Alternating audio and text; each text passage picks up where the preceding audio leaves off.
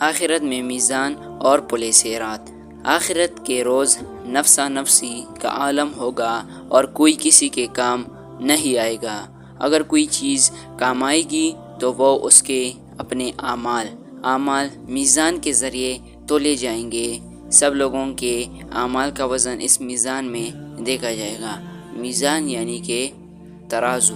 جن کے نیک اعمال زیادہ ہوں گے وہ کامیاب ہوں گے اور جن کے برے اعمال زیادہ ہوں گے وہ ناکام رہیں گے۔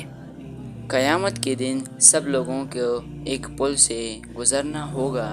اس پل کو پل صراط کہتے ہیں، جو بال سے زیادہ باریک اور تلوار سے زیادہ تیز ہوگا۔